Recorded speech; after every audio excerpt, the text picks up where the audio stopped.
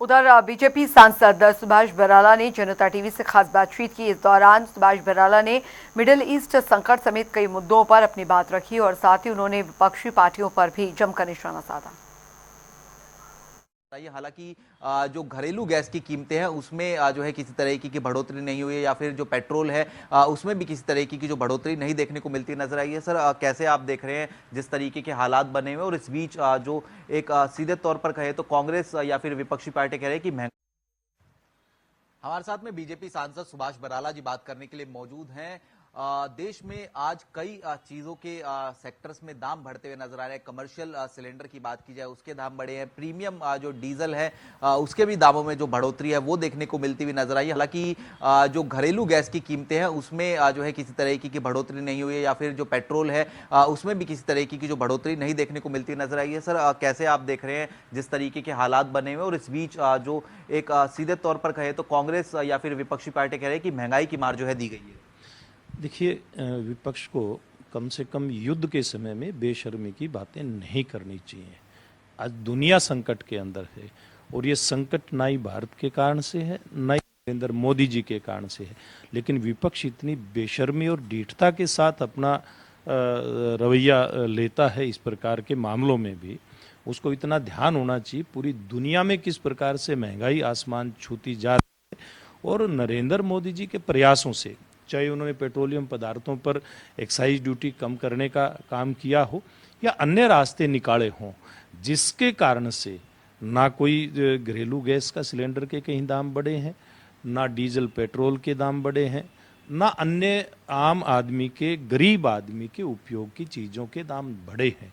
लेकिन फिर भी, क्योंकि इतना बड़ा संकट है, अंतर्राष्ट्रीय संकट है, कोई भारत का अकेला संकट नहीं है, तो थोड़ी बहुत अगर कहीं कोई समस्या आती है, होना ये चाहिए कि विपक्ष के लोगों को भी सत्ता पक्ष के साथ, यानी कि देश के प्रधानमंत्री के साथ खड़े होकर के कैसे इस प्रकार के विपत्ति काल में देश की जनता का, देश के गरीब लोगों का मनोबल बढ़ाने का काम होना चाहिए। ये मनोबल बढ़ाने का काम नहीं करते, ढिठाई के साथ अपनी राजनीति करते हैं, और गरीब आदमी को भड़का करके कैसे बिना किसी क्राइसिस के, बिना किसी संकट के डीजल और पेट्रोल पंप के ऊपर लोगों की नाजायज लाइन लगवाई जाए, किस प्रकार से गैस की एजेंसियों में अपने लोगों को मतलब भेज करके कृत्रिम भीड़ वहां पर इकट्ठी करवाई जाए, किस प्रकार से गैस सिलेंडर, घरेलू गैस सिलेंडर और पेट्रोलियम पदार्थों के स्टॉक करवाए जाएं,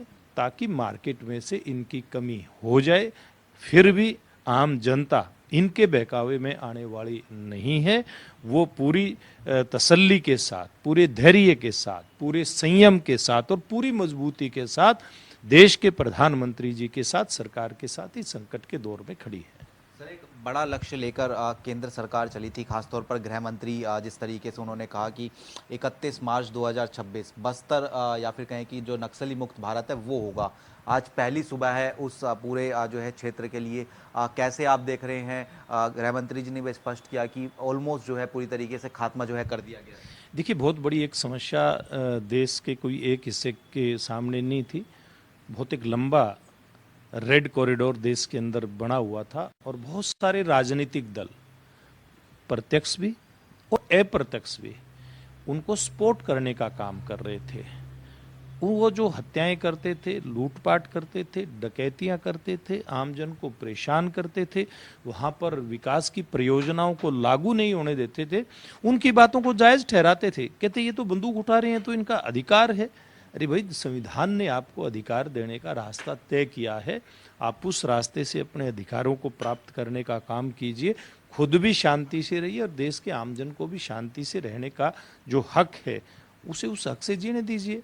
लेकिन उन लोगों के कारण से ये समस्या इतनी लंबी चली। मैं देश के प्रधानमंत्री नरेंद्र मोदी जी को और देश के गृह मंत्री अमित शाह जी को और संबंधित क्षेत्र की जनता को बहुत बधाई देता हूं कि सब लोगों के संयुक्त प्रयास के कारण से, और हमारे सुरक्षा बलों के को सबसे बड़ी बधाई हमारे सुरक्षा बलों को, जिन्होंने अपनी जान पर खेल करके वहां शांति स्थापित करने का जो प्रयास था उसमें अपनी भूमिका निभाई है। इसलिए मैं सब लोगों को सामूहिक रूप से उनको मैं बधाई देता हूं। और भविष्य के लिए शुभकामनाएं देता हूं कि देश के प्रगतिशील जो नेतृत्व है नरेंद्र मोदी जी का, उस प्रगतिशील नेतृत्व में सब लोग मिल करके, चाहे वहाँ के आम नागरिक हैं, चाहे वहाँ के व्यापारी हैं, या वहाँ के उद्योगपति हैं, या फिर ऐसे हमारे बंधु जो इस से धारा से बाहर निकल करके हैं, जिन्हें सरेंडर किया है, जिन्होंने अपने हथियार डाले हैं, ऐसे माओवादी संगठनों से जुड़े हमारे सब भाई बहनों को मैं बधाई भी देता हूं, भविष्य के लिए शुभकामनाएं भी देता हूं। उनसे आग्रह करूंगा कि देश के विकास की मुख्य धारा में वो भी शामिल हो करके एक अच्छा जीवन खुद भी जिए और औरों को भी जीने दें। अंतिम प्रश्न सर, हरियाणा गतिविधियां रही, अब एक ऑफिशियल कंप्लेंट जो है वो चुनाव आयोग में हरियाणा कांग्रेस की तरफ से दी गई है। आरओ के खिलाफ ये कंप्लेंट की गई और कहा गया है कि जो इनवैलिड वोट है वो जबरदस्ती जो है किए गए थे। देखिए, ये जो आरओ के खिलाफ जो उन्होंने कंप्लेंट दी, उनका अधिकार है, देनी भी चाहिए, कोई गलत बात नहीं होती। सब लोग इस पर प्रोसेस को फॉलो करते हैं जब हार होती है, लेकिन उनको इस बात का भी ध्यान करना चाहिए कि उन्होंने अपने विधायकों का विश्वास क्यों खोया है, क्यों उनके, ये तो चलो कैंसिल हुई है, किस कारण से हुई है तो जांच से पता चल जाएगा, उन्होंने शिकायत की, सारी बातें सामने आ जाएंगी। लेकिन मैं एक बात कहता हूँ, ये अपनी कमजोरी को दूसरों पे ढालने का काम कर रहे हैं। इनको चाहिए कि इनके विधायकों ने सीधे सीधे भी तो वोट दिया ना, इंडिपेंडेंट उम्मीदवार को सीधा सीधा वोट दिया और कैंसिल भी हुआ है।